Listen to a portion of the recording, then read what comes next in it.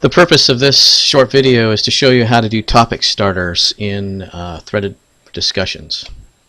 What is a topic starter? Well, it's basically a student who initiates a topic in threaded discussions, usually assigned for one or more weeks during a course.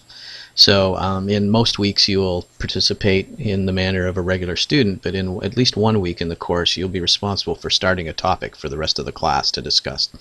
You teach the class a concept that bears on the weekly course objectives, and then you ask a question about what you just taught.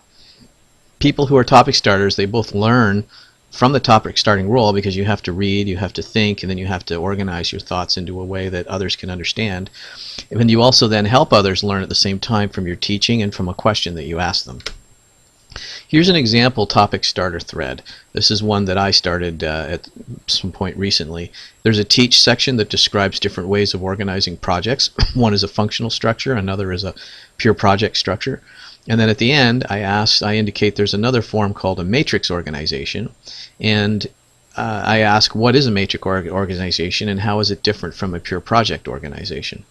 So you can pause it here if you want to read what I wrote, but that is the basic structure of a topic starter thread, with a teach section and an ask section clearly labeled. Don't leave out the headings, so that it's easy for me to see that you actually did it and for others to know when you're teaching and when you're asking. Here's what the thread looks like in the context of a discussion. You can see that there is a number of threads that are already going in the weekly discussion, but this one is left justified. It contains teach and ask headings. The teach portion is based on the weekly lecture, the textbook, personal experience, or an internet search, or other sources if you want to use those. And it's in your own words and has no quotes, so I don't want you to go somewhere and quote something as your teach section. You need to put that all in your own words. And I'm not really concerned about what you teach us, as long as it bears on the weekly objectives that are listed in your course shell. So some people wonder, how do I teach somebody something about something I don't know? Well, here's a way of conceiving a starter topic. First of all, you can read the lecture, the textbook, or internet site, and those sources may define 2 or more concepts that are related. In the last example I gave you, it defined actually 3, the functional organization, the pure project, and the matrix organization. What you do is you teach us about one of the concepts and then ask us the difference between this concept and a second concept.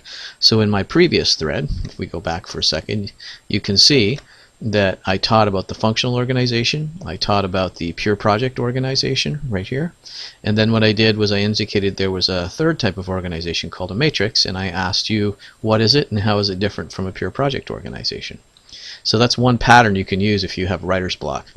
You could also teach us about a problem you faced in real life, giving us details about the situation, and then ask us a question about how to solve the problem, or how course concepts apply to it. The only requirement is that it has to be related to what the course is about.